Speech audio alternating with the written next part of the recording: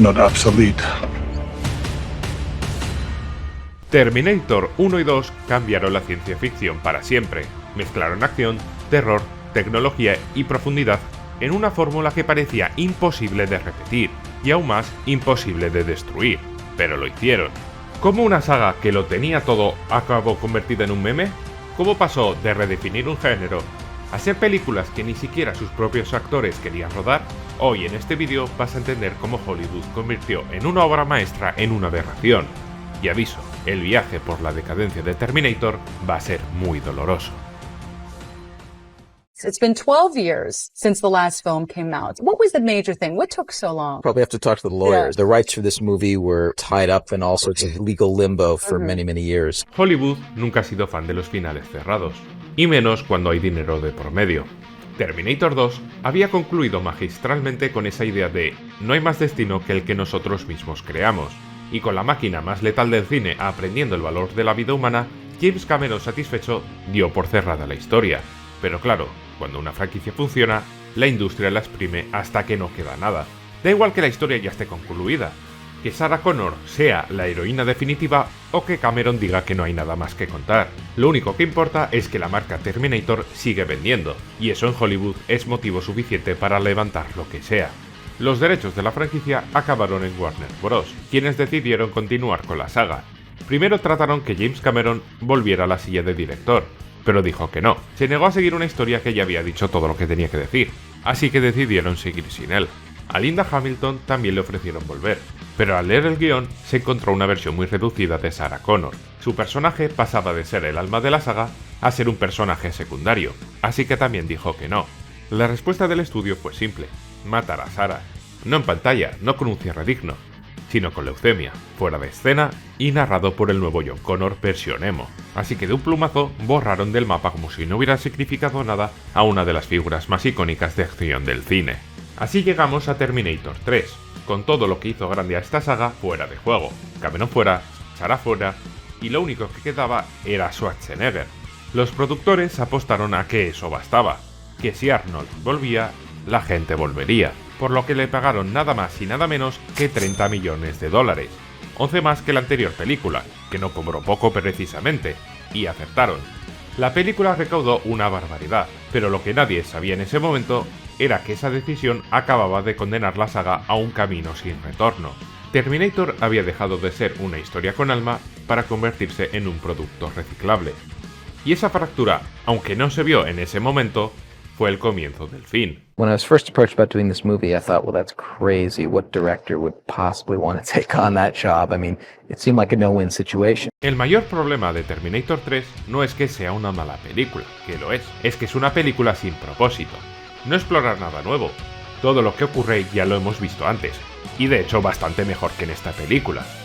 La estructura es una copia de las anteriores. Un nuevo modelo letal, un nuevo protector, otra persecución, otra cuenta atrás, pero sin la tensión, sin la emoción y sobre todo sin una idea detrás. Si en Terminator había terror existencial y en Terminator 2 se hablaba de sacrificio y la posibilidad de cambiar el destino, en Terminator 3 no queda nada de eso. Es simplemente una fórmula vacía, que repite escenas como quien sigue un checklist o una receta de cocina, pero sin preguntarse qué significado tenía. El ejemplo más claro era la guerra nuclear. En Terminator 2 no era solamente un telón de fondo. Las visiones de Sarah Connor eran pesadillas reales, una advertencia sobre la arrogancia humana y el peligro de jugar con la tecnología. En Terminator 3, en cambio, todo ese miedo se convierte solamente en una excusa. Recuperan el terror del efecto 2000 justo cuando ya no le importaba a nadie. Y lo peor, se cargan el mensaje de no hay destino. Ahora Skynet tiene que existir, porque sí, porque el guión lo necesita y porque sobre todo la productora lo exige para seguir imprimiendo dinero. Para que quede claro, Terminator 3 no es mala por culpa de su director. Jonathan Mostow no es para nada un incompetente. La película está bien rodada. Tiene ritmo, tiene acción, tiene explosiones, pero se nota que está siguiendo una hoja de ruta impuesta desde arriba. No hay riesgo, no hay ideas nuevas, solo una intención: seguir explotando la marca. Y en el camino se rompe todo lo que la hacía especial. Lo que antes era una historia cerrada y coherente, ahora es una excusa para alargar una franquicia sin rumbo que empezó a convertirse en una parodia de sí misma. Y cuando todo falla alrededor, uno espera que al menos el T-800 mantenga el tipo, pero ni eso. Arnold vuelve, sí, pero ya no encaja. En Terminator 2, su relación con John Connor era el corazón de la historia, el aprendizaje, la transformación, su sacrificio. Todo convertía a la máquina en algo casi humano. Una figura que sin emociones lograba entender el valor de la vida. En Terminator 3, en cambio, no queda nada de eso. Es simplemente una sombra de lo que fue. Aquí no hay rastro de evolución. El T-800 aparece, cumple con su misión, suelta chistes baratos y ya está. Funciona como una máquina sin alma, sin conflicto y con chistes. Talk to the hand. Porque el humor, que antes surgía del contraste entre lo robótico y lo humano, aquí se siente forzado. Como si la resistencia en el futuro no solamente lo hubieran programado para proteger a John, sino también como un comediante a media jornada. La escena de las gafas lo resume todo. Un guiño a Terminator 2, convertido en un gag barato, fanservice sin contexto que roza la autoparodia. Luego está el tema físico de Arnold, que tiene un desgaste más que evidente. Durante el rodaje ya tenía 55 años, y aunque seguía imponiendo, ya no tenía la agilidad de antes y se nota mucho. Es mucho más rígido, más inmóvil que en las anteriores películas, cosa que el guión ni se molesta en adaptar ni justificar. Pretende que el espectador no note la diferencia. Y lo irónico es que esta vez interpreta a un T-850, una versión supuestamente mejorada, más avanzada, pero mucho más torpe que la anterior. Y aquí entra otro detalle que rompe con la credibilidad: el comportamiento del propio Terminator. Arnold actúa menos robótico que las anteriores, intentando darle matices emocionales al personaje, algo que no solo no funciona, sino que va en contra de lo que hacía especial T-800. Porque seamos sinceros, el fuerte de Schwarzenegger nunca fue la actuación dramática. En escenas donde debe transmitir conflicto interno o cierta humanidad pese a ser una máquina sin ninguna evolución ni aprendizaje, su interpretación simplemente no encaja. Es como si intentara hacer lo que nunca fue necesario ni se le da bien, la verdad: actuar. Y para rematar, la película nos lanza una escena que ya roza el absurdo.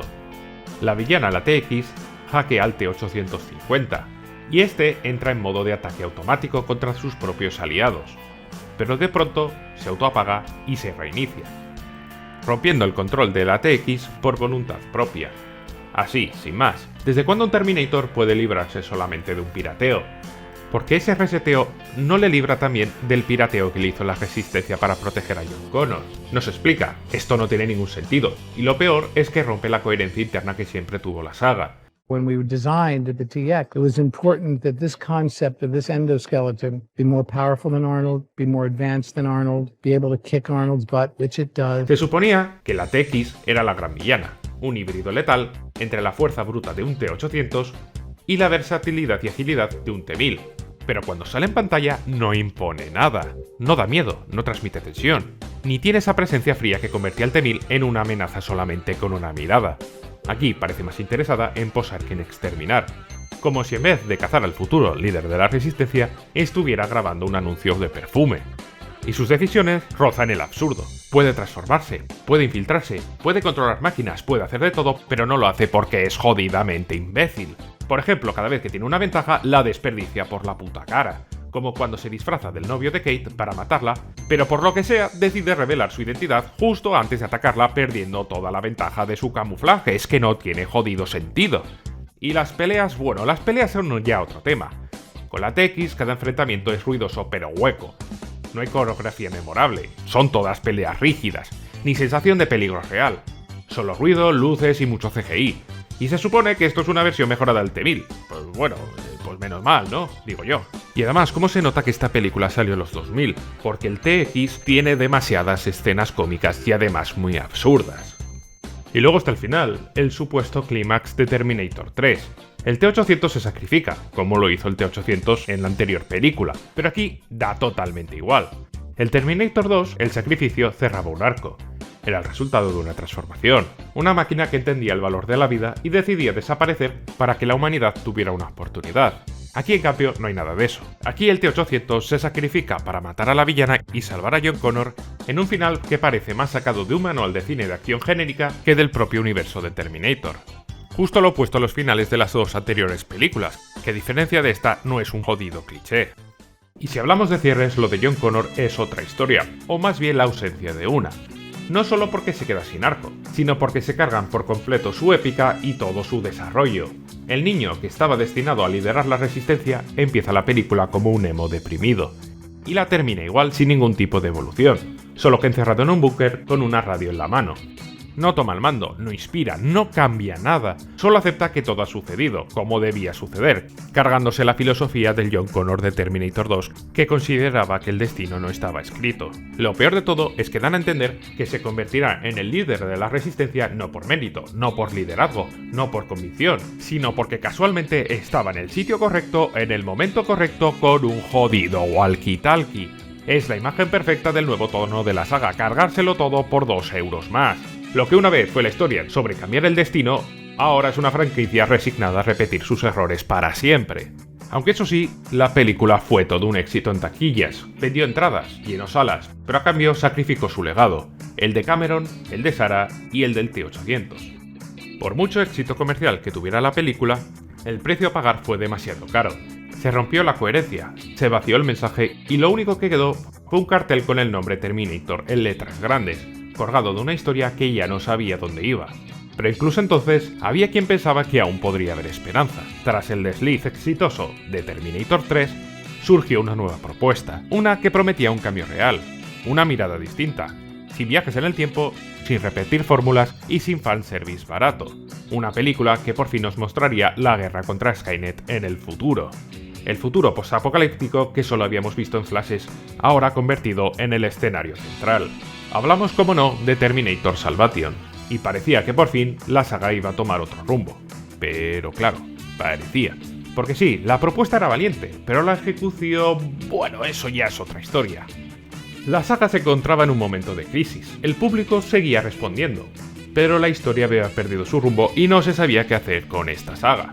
Salvation fue un rodaje lleno de problemas, reescrituras de guión constantes, cambios de enfoque, tensión entre el estudio y la dirección y problemas de iras de Christian Bale, del cual no hay imágenes pero sí audio. Mira, escúchalo tú mismo. Kick your fucking ass! I want you off the fucking set, you prick! No! No! Then why the fuck are you walking right through? Da-da-da-da like this in the background. What the fuck is it with you? It didn't work for us. It was a shame. Everything was against us. It didn't work. I know the reasons for that. Wisdom sometimes is knowing when you just need to walk away. Terminator Salvation era la apuesta para recuperar la saga, el reinicio dentro del mismo universo, el corte radical con el pasado. Una promesa que nunca se cumplió. La ambientación futurista prometía atmósfera, pero terminó siendo un desierto con soldados vestidos como si estuvieran en un shooter genérico. Nada que ver con los flashbacks apocalípticos de Terminator 1 y 2, con esos esqueletos metálicos avanzando sobre calaveras o en general esas escenas de batalla post-apocalípticas. Esta pérdida de personalidad no solamente afectó al escenario, sino también al tono, porque Salvation se olvida algo esencial: la persecución. En Terminator 1 y 2, el corazón de la historia era la caza constante, un enemigo implacable que quería matar o a John o a Sarah, con la tensión de que en cualquier momento el asesino del futuro podría aparecer y que el apocalipsis podría caer encima de todos. Aquí no hay nada de eso. Skynet es el villano, sí, pero es impersonal, solo hay robots genéricos con un diseño reciclado y cero carisma. Y claro, mientras que en Terminator 1 luchaban contra el T-800 o en Terminator 2 contra el T-1000, aquí parece que están luchando todo el rato contra tostadoras. Y no es lo mismo, claro. El asunto es que Terminator Salvation tampoco supo cambiar de tono. Y como resultado, ya no es un thriller de supervivencia, es una película de acción de domingo por la tarde. Además que la película quiere contar muchas cosas y no desarrolla ninguna. Empecemos. Primero tenemos a John Connor intentando consolidarse como el líder, a Marcus como un híbrido con supuesto dilema existencial, o la búsqueda de Kyle Reese y el plan para destruir a Skynet. Pero todo está desconectado, cada trama es independiente de la otra y no hay arco central ni prioridades claras. Parece una colección de subtramas compitiendo por la atención del espectador, y como consecuencia, ningún personaje evoluciona ni ninguna trama parece central. John supuestamente en esta historia no es el líder de la resistencia, sino simplemente un lugarteniente, pero realmente es el líder de la resistencia en la sombra, ya que todos le hacen caso a él e ignoran las órdenes de los supuestos líderes reales. Y la película acaba con él siendo el líder de forma oficial. Vamos, que realmente no cambia nada. Marcus llega con el conflicto de no saber si es humano o una máquina, pero siempre actúa como un humano. Kyle Reese es secuestrado por culpa de Marcus y es rescatado gracias a él. Y ya, el resto de la resistencia va de arriba a abajo sin un propósito claro. Y luego está el plan de Skynet, que no se sostiene por ninguna parte. Primero crean a Marcus como un cebo para atraer a John, pero sin ningún sistema para poder controlarlo. Nunca le dan órdenes y él actúa por su cuenta. Todo depende de que el plan salga bien por pura casualidad. Y cuando Marcus se pone del lado de Connor, Skynet no puede hacer nada. Luego además tenemos todos los guiños y referencias a las anteriores películas. El Guns N' Roses o el T-800 digital al final. Todos estos guiños clásicos podrían haber estado muy bien si no fueran tan gratuitos y mal colocados. No están ganados, no nacen de la historia, son parches nostálgicos pegados con cinta adhesiva y se notan. La propia estructura del mundo también hace aguas. En Terminator 3 se establecía que Skynet era una red descentralizada, sin un núcleo físico que pudiera destruirse. Pero aquí mágicamente sí lo hay. La resistencia lo localiza, entra sin demasiada resistencia y lo revienta. Resultado, ninguno, porque luego la película se desdice a sí misma y resulta que efectivamente sí que no había un solo núcleo, tócate los huevos. Ya la saga no necesita que las películas se contradigan unas a otras, la misma película se desmonta a sí misma. Un aplauso, por favor.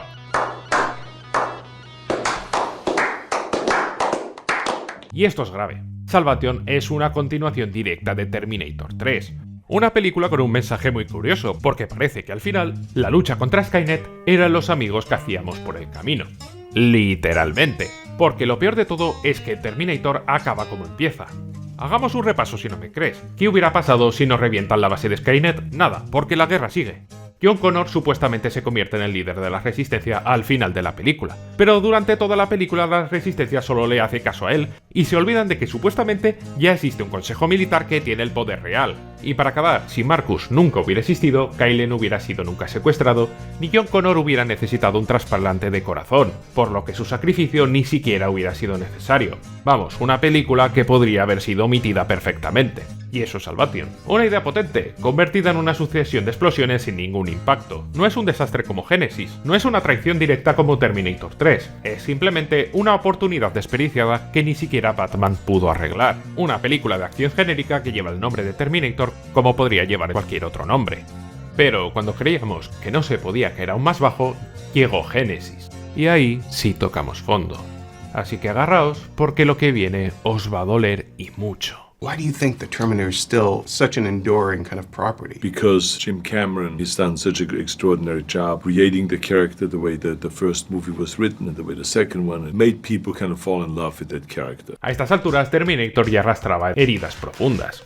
Así que Genesis apareció como una nueva promesa. Empezar de nuevo, borrón y cuenta nueva, volviendo por la puerta grande. Una promesa que era de todo menos sincera, era puro marketing. Para entender Genesis, hay que mirar al Hollywood de 2015. Una industria obsesionada con revivir glorias pasadas, como hicieron por ejemplo con la nueva de Star Wars, Rebeldes contra Imperio pero en versión hacendado esta vez. Historias que no venían a contar nada nuevo, sino que venían a reciclar lo viejo, aunque en el proceso se cargaran la propia saga. Genesis era exactamente eso, una operación quirúrgica para exprimir nostalgia. No era ni una secuela pero tampoco era un reboot. Era una aberración diseñada solamente para parecer familiar, y lo más irónico es que se vendía como la nueva era de Terminator, pero solo se dedica a parasitar el recuerdo de las anteriores. El resultado es una mezcla caótica que no se sabe si es un remake, una precuela, una secuela o un multiverso improvisado, porque Genesis no solo mancilla los elementos de Terminator 1 y 2, los calca, los pega y los remezcla como si estuviera editando un tráiler de sí misma. Lo que Cameron construyó como una mitología potente, aquí se convierte en un decorado y una blasfemia a partes iguales. Desde los primeros minutos, Genesis se pisa a sí misma. Recrea escenas míticas de Terminator 1 y 2 con obsesión por el detalle, pero sin alma. El guión parece un checklist de frases y escenas obligatorias. Come with me if you wanna live. El T-800 enfrentándose a su yo joven o Sarah Connor soltando frases como si fuera un Terminator. Todo metido con calzador, nada fluye. Lo que debía ser épico se convierte en una parodia involuntaria.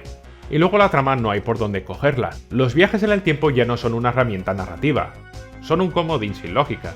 Kyle viaja al pasado pero recibe recuerdos de una línea temporal que nunca vivió.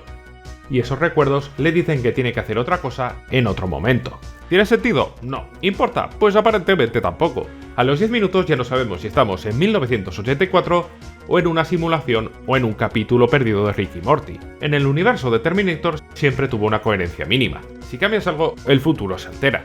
Aquí no. Puedes matar a quien sea o alterar lo que sea, y da igual.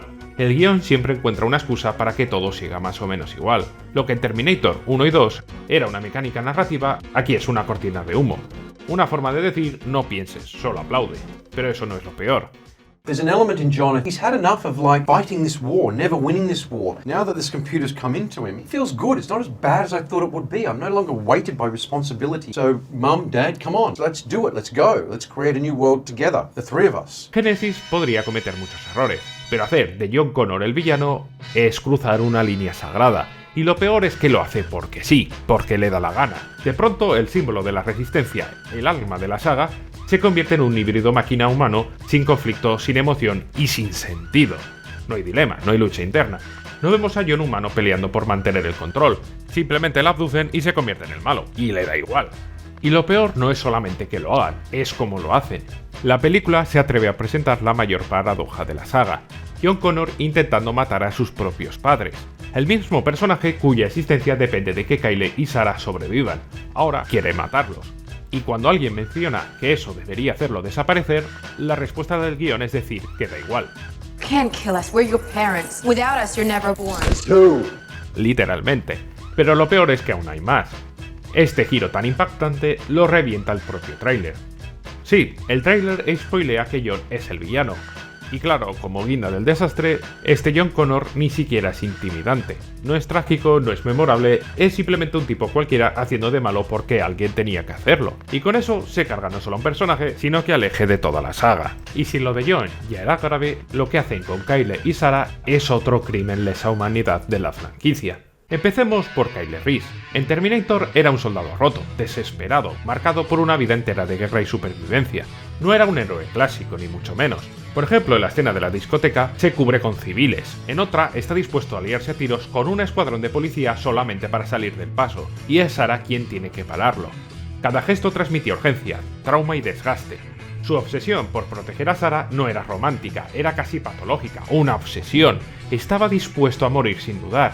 Y tenía cicatrices visibles y emocionales, un estrés postraumático de caballo, sin habilidades sociales, y solo sabía comunicarse a gritos.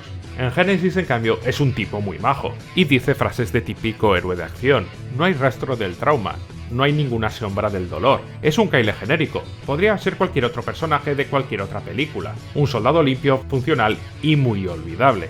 Es más, hasta Kyle, que se supone que a diferencia de Sarah, sí es exactamente el mismo personaje que el de Terminator 1, salva civiles y se ha sacado un máster en psicología y cuidados empáticos en la Universidad del Apocalipsis, tal y como se ve cuando habla con Sarah. Y luego está Sarah. En Genesis ya lo sabe todo, ya es fuerte, ya confía en el Terminator, no hay miedo, no hay conflicto, no hay viaje. Es una guerrera desde el minuto 1, como si llevara 3 películas de ventaja. Y el problema es que Sarah precisamente no era fuerte desde el inicio. Su grandeza estaba en la transformación. Pasó de ser una camarera asustada a una madre protectora, de una víctima a una luchadora, de una humana a una leyenda. Y aquí nada de eso existe y por lo tanto pierde peso. Y por más que Emilia se ponga intensa, no es Sarah Connor. No transmite rabia, ni el dolor, ni el fuego que Linda Hamilton era capaz de imprimir con una sola mirada. El papel le queda grande y queda muy claro. De hecho, a Emilia se le dan mucho mejor las escenas tiernas que las de guerrera. Y eso que estamos hablando de la madre de dragones. Pero seamos sinceros, esto tampoco es culpa suya. El guión no le da nada con lo que trabajar. Todo está dado, y encima la relación con el T-800 ya viene cocinada de antes. Ella le llama papá y ya confía en él desde el mismísimo principio. Que sí, que funciona. Vamos a reconocer algo al menos, ¿no? Pero importa mucho menos que la relación entre el John y su T-800 precisamente porque esta la vimos forjarse. Aunque reconozcamos también otra cosa positiva, justificar el envejecimiento de Arnold. Por fin alguien recuerda que el T-800 tiene tejido orgánico y puede envejecer. Un detalle pequeño, pero bienvenido, oye, visto lo visto. Pero Genesis no se conforma con ello, y en vez de aprovechar esto, lo convierten en un chiste. Cada 10 minutos alguien se burla de su edad, que si es viejo, que si es lento, que si es anticuado. Lo que podía haber sido un símbolo del paso del tiempo se convierte en otro meme. Y eso que pese a todo, Arnold no falla. Él nunca falla, aunque a veces no pueda brillar todo lo deseado como pasó en Terminator 3. Arnold es lo único que se mantiene en pie en esta película, incluso cuando todo a su alrededor se derrumba. A Arnold siempre le quedará como anillo al dedo interpretar a una máquina con inexpresividad. Pero el problema es hacer descansar toda la saga en su sola presencia, traerlo siempre como reclamo, como si su cara bastara para que todo tuviera sentido. Y Genesis se construye sobre esta idea. Mientras él esté, todo vale, pero no vale, porque sin historia, sin personajes reales y sin dirección, ni siquiera Arnold puede salvar este desastre. Y entonces llega el final. Y si hasta aquí Génesis ya era un refrito mal recalentado, lleno de decisiones absurdas, el cierre ya no hay por dónde cogerlo. Todos sobreviven. Kyle y Sarah son felices y el T-800 no solamente sobrevive, sino que vuelve mejorado. Ahora es una nueva versión, con un nuevo cuerpo y un corazón de titanio. Como si dijeron, tranquilos, aquí nadie sufre, nadie se sacrifica, todo va bien, Terminator es kumbaya. Y no voy a entrar ni siquiera a hablar del nuevo Skynet, ni en cómo esta película se carga otra vez la idea de que el destino no está escrito. A estas alturas, mira, ya estamos aquí por los memes, porque con este final Terminator deja de ser lo que era. Ahora es una peli familiar PG-13 con un final feliz. Si Salvation era los amigos que hacemos por el camino, Génesis es una historia optimista sobre cómo podemos vencer a Skynet con amor, amistad y con un abuelo robot mejorado. Y el problema no es solamente el tono, es que nada importa. Y es que encima además te lo venden como el inicio de una nueva trilogía, la fase 1 del Terminator verso, listo para convertirse en una franquicia anual, como si aún quedara algo que salvar. Por suerte, el público ya no estaba dispuesto a tragar con esto, porque lo que vimos no fue Terminator, fue un blockbuster genérico con piel de nostalgia. Genesis no solo fracasó como película, fracasó como un intento de resurrección, y el daño fue tan profundo que mató cualquier posible continuación. La trilogía que tenían planeada murió antes de empezar, no por falta de dinero, sino porque nadie la quería. No la querían los fans, ni el público nuevo, ni el propio equipo. Alan Taylor, el director de esta aberración, desapareció del mapa hasta 2021, cuando volvió para contarnos la infancia de Tony Soprano. Emilia Clarke dijo que fue una experiencia horrible y que se alegraba de que no hubiera secuela. El ambiente del rodaje fue tan desastroso que hasta el equipo de los Cuatro Fantásticos, que rodaba en un plato cercano, empezó a llevar camisetas que decían «Por lo menos no estamos en Terminator». Imaginaos, así de memes había vuelto la saga. El estudio solo logró salvar la recaudación gracias al mercado chino, donde funcionó un poco mejor, pero solo para evitar pérdidas. Y lo peor es que Genesis no solamente fue una mala entrega, fue la entrega que rompió la confianza de los fans, la que dejó claro que Terminator ya no era una saga con ideas, sino un cascarón vacío, explotado hasta el agotamiento.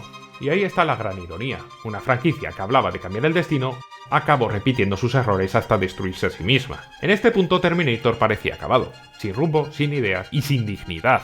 Pero entonces pasó algo inesperado. Se anunció Terminator Dark Fate, una nueva entrega, con James Cameron de vuelta, aunque solamente como productor, con Linda Hamilton regresando como Sarah Connor, y con una promesa en mayúsculas: olvida todo lo anterior, esta vez vamos a hacerlo bien. El mensaje era claro, borrón y cuenta nueva, y vamos a fingir que Genesis nunca ocurrió, ni tampoco Salvation, ni Terminator 3, solo Terminator 1 y 2, las únicas icónicas de toda la saga, el reinicio oficial de la línea temporal. Pero claro, una cosa es borrar y otra cosa es reconstruir. Así que no hemos acabado. Siéntate, amigo mío, porque la tortura está lejos de acabar. We're kind of ignoring the storylines of Terminators 3 through 5. This doesn't come from kind of any sense of ego on my part. We gave that script to Tim. I would say this is Tim's film. He ran with that script. He executed on it. My job, I believe, was to tee this up and set it in motion and let them do their thing. Tras el desastre de Genesis, todo parecía perdido. La franquicia estaba totalmente rota. Los fans decepcionados, y no es para menos, los personajes vacíos y toda la historia enterrado bajo toneladas de nostalgia mal digerida. Pero esto es Hollywood. Y si algo hemos aprendido es que Terminator nunca muere, solo entra en una pausa comercial. Y así llegó Dark Fate, con un mensaje claro: olvida todo lo anterior. Esta sí es la verdadera secuela de Terminator 2. Linda Hamilton volvía. James Cameron también, aunque solo como productor, estaba demasiado atareado con Avatar. Y el plan era simple: traer de vuelta los nombres originales, repetir la fórmula clásica y recuperar el espíritu perdido. Pero había un detalle que nadie dijo en voz alta: volver a los ingredientes originales no garantiza volver al mismo sabor. Y es que desde los primeros minutos, Dark Fate ya empieza a oler un poco rancio. Nada más empezar, pasa lo impensable. John Connor muere, así, sin aviso, sin ceremonia, sin tensión, un disparo y un gracias por participar. Te llevas el juego del programa. La idea en papel realmente era valiente: romper con el pasado, eliminar al elegido y empezar con algo nuevo. Pero en la práctica es un giro vacío. La película no se detiene a explorar nada. Sarah no cambia mucho. Es la misma de Terminator 2, pero aún más desquiciada. Y la trama tampoco. Y lo que podría haber sido el inicio de una nueva etapa se convierte en un simple trámite. Porque apenas cae John, aparece Dani Ramos, una nueva elegida. un nuevo objetivo y con eso la película se contradice a sí misma. Si la idea era romper con el destino, ¿por qué reemplazar al elegido con otro elegido? Pero claro, Dark Fate no se atreve. Peca de lo mismo de Génesis, de vivir de lo hecho anteriormente. Es una reinvención a medias, y ese es su mayor problema. El mensaje que James Cameron grabó a fuego en Terminator 2, el futuro no está escrito, aquí se reescribe como, bueno, no está escrito, pero siempre habrá un elegido de turno. Y lo peor de todo es que tenían todos los ingredientes para hacer algo nuevo y potente. Si iban a eliminar a John, ¿por qué no darle el protagonismo absoluto a Sarah? Al fin y al cabo, ella es el rostro icónico de la saga. Y de hecho, por su conocimiento de Skynet y lo pasado en las anteriores películas, era una idea que ya estaba desarrollada de serie. Era el momento perfecto para convertirla en la nueva líder de la Resistencia. Pero Dark Fate tenía otro plan. Poner a 3 mujeres empoderadas a salvar el mundo. Sin éxito, porque la película acaba con el sacrificio de Arnold y un grito de For John. Un giro cómico involuntario que resume toda la incoherencia de esta película. Y es que lo peor de todo es que, como he dicho antes, con Sarah Connor ya lo tenías todo hecho. Hubiera funcionado de una manera orgánica y nadie, y cuando digo nadie, hubiera podido cuestionar este liderazgo. ¿Y por qué no lo hicieron? Porque Dark Fate no quería hacer algo nuevo, solo quería parecerlo. Y así aparece Dani, la nueva figura del futuro, la nueva líder, la nueva John Connor. El problema es que nadie tomó el tiempo para construirla. Dani no tiene arco, no tiene conflicto, no tiene evolución, pasa de empleada de fábrica a símbolo de la resistencia, porque el guión así lo requiere. Y este es de lejos el mayor error de Dark Fate.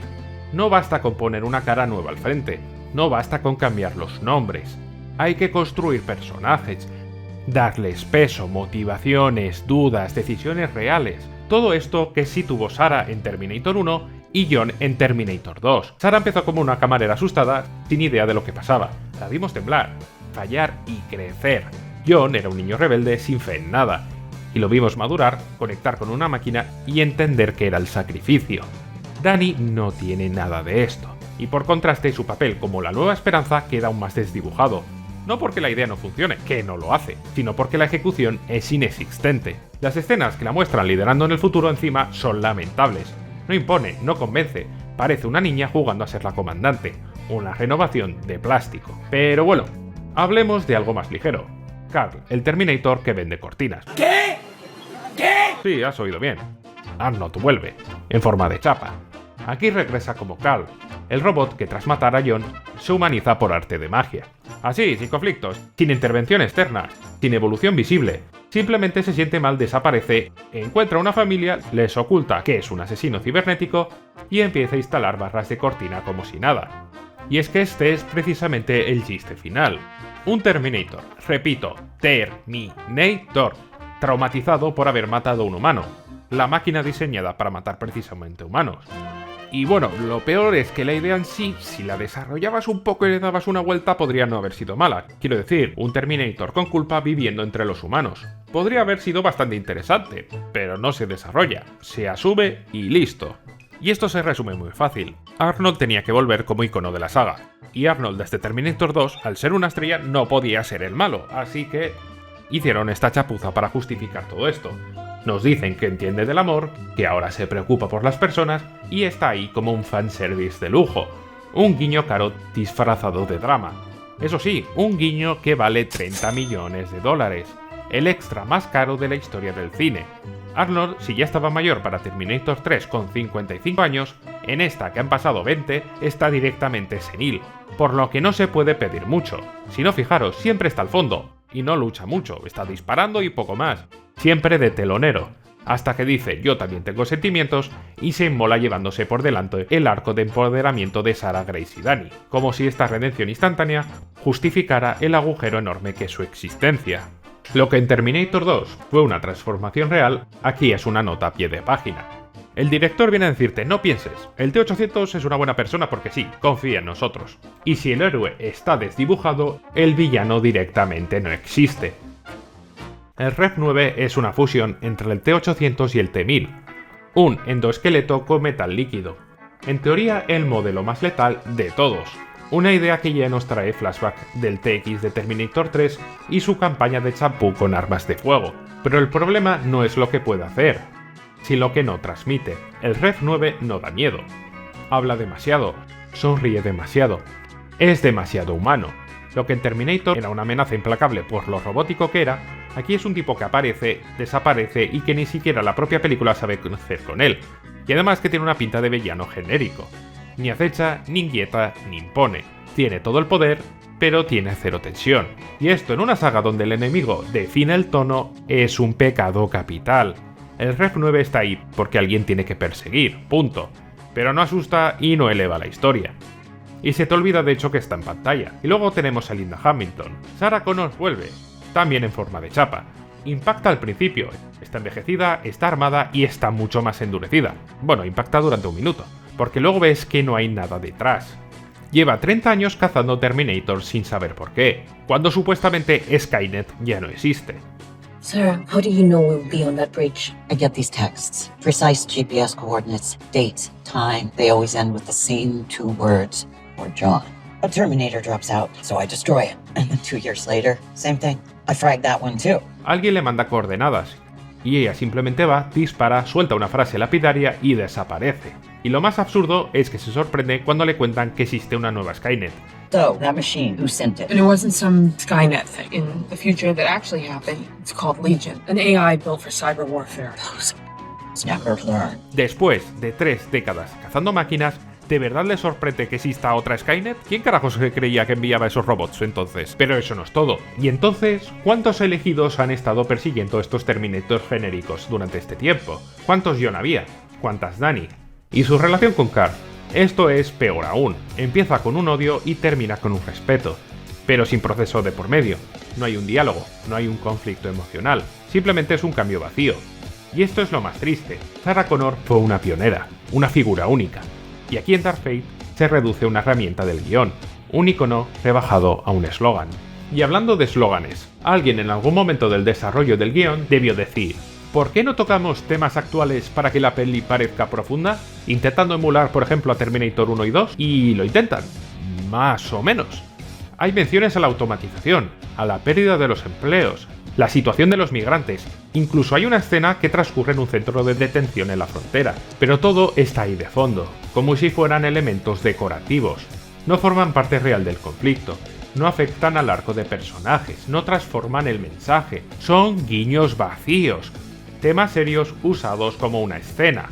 La lucha por los derechos humanos, el poder de las corporaciones tecnológicas, el colapso de los sistemas laborales son asuntos que encajan perfectamente con el universo de Terminator y con las anteriores entregas, pero Dark Fate no tiene intención de profundizar en nada, prefiere usar el envoltorio de lo social para parecer más seria, sin tener nada que decir. Y esto es más que cobarde, es insultante, porque si no te vas a mojar con lo que estás mostrando, es mejor que te calles. Dark Fate no solamente fracasó en taquilla, fracasó en su propuesta, en su ambición y en su propia razón de existir. Sobre el papel lo tenía todo para funcionar. Linda Hamilton estaba de vuelta, Arnold Schwarzenegger también, y sobre todo James Cameron, el alma de esta saga, aunque simplemente participando como productor. Un reparto sólido, un presupuesto enorme y una campaña de marketing agresiva. El mensaje era claro, esta vez sí, pero no. Ni esta vez, ni ninguna desde Terminator 2. La película costó $185 millones, más la distribución. Apenas rozó los 250, es decir, perdió dinero. Mucho dinero. Y lo más grave es que perdió toda la credibilidad. Pero lo de James Cameron fue especialmente decepcionante. Prometió un regreso, pero solamente fue simbólico, un respaldo al legado desde las sombras. En la práctica fue un productor semi-involucrado. Entraba, opinaba, reescribía el vuelo, interfería en el montaje, pero nunca asumía responsabilidades. El propio director de la película, Tim Miller, lo confirmó. Hubo fricciones, cambios obligados, caos creativo, un choque entre alguien que quería modernizar la saga y alguien empeñado en rehacer Terminator 2 por 10ª vez. Y luego tenemos el tema de Arnold. Su regreso generó debate. ¿Tenía sentido volver a usar el mismo rostro, el mismo modelo, las mismas frases? ¿Hasta cuándo se puede depender de la misma figura para salvar lo que ya no tiene salvación? Una decisión impuesta por Cameron, por cierto, porque Tim Miller siempre estuvo en contra de su regreso. El fracaso de Dark Fate fue total. Fue de hecho superada por Genesis en recaudación, superada por Salvation en expectativas y superada por el olvido. Nadie habla ya de Dark Fate. No se cita, no se recuerda. No dejó teorías, ni memes, ni ninguna huella cultural. Llegó, murió y se fue. Y eso, viniendo de una franquicia que definió el cine de ciencia ficción durante 2 décadas, es el golpe más duro de todos. Terminator ya no era una saga en decadencia, era una marca que ya había caducado hace años, un cadáver con buenos efectos especiales. A estas alturas, el modelo clásico está más que agotado. La fórmula ya no funciona, y los nombres propios de esta saga ya no arrastran a la gente a las salas de cine. En toda saga llega un momento en el que hay que saber dejar ir, y en Terminator este momento llegó hace mucho tiempo. Y sin embargo, como si siguiera atrapada en su propia lógica, la franquicia de Terminator se niega a morir. Tras Dark Fate, todo apuntaba al cierre definitivo, pero en Hollywood ninguna IP muere, solo entra en hibernación, como Walt Disney, hasta que alguien en un despacho decide descongelarla.